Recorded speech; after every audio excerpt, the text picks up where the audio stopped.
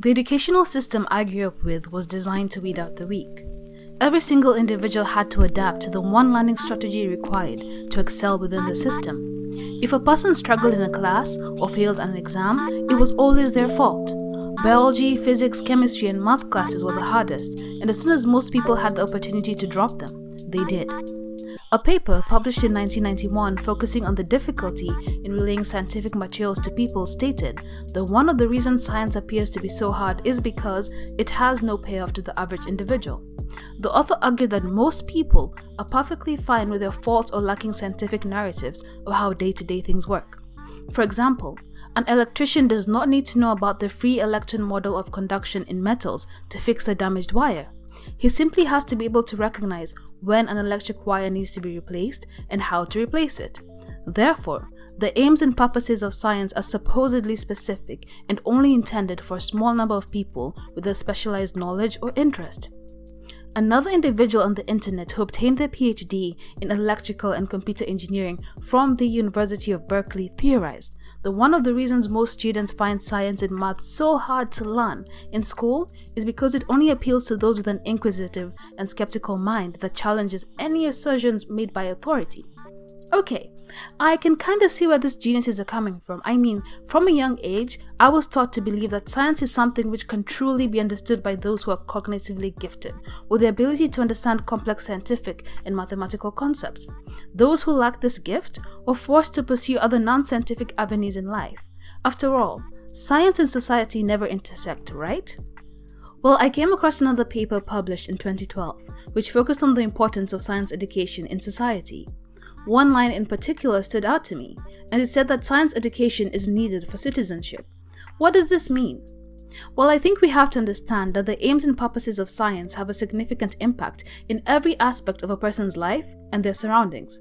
Therefore, when we treat science education as an exclusive club and don't make the effort to ensure that every single adult has a proper grasp on basic scientific concepts, we are denying individuals the ability to make informed decisions that affect their day-to-day lives and that of our future society. Furthermore, it's also placing the burden to adequately understand scientific materials on the student and not the teacher. This is resulting in little to no effort being put into trying to analyze and improve the ways in which scientific materials are taught to students. The gatekeeping of scientific knowledge is further enforced by the standardized methods we have developed to evaluate a person's grasp on scientific concepts. These tests are typically designed for the few who have access to all the right resources or are extremely intelligent. But most of us lie somewhere in between these two. What happens to the average individual? You see, at the most basic level, science is the understanding of the natural world. Therefore, its aims and purposes are valuable to everyone.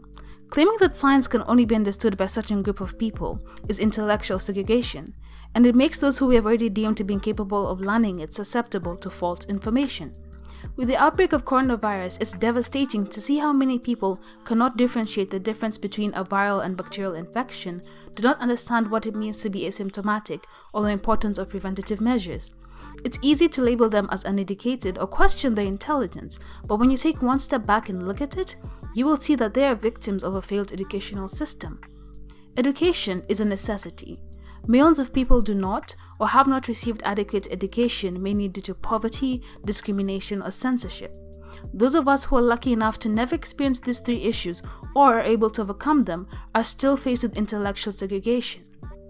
It's important that all children who later on become contributing members of society are taught to have a proper grasp on basic scientific concepts.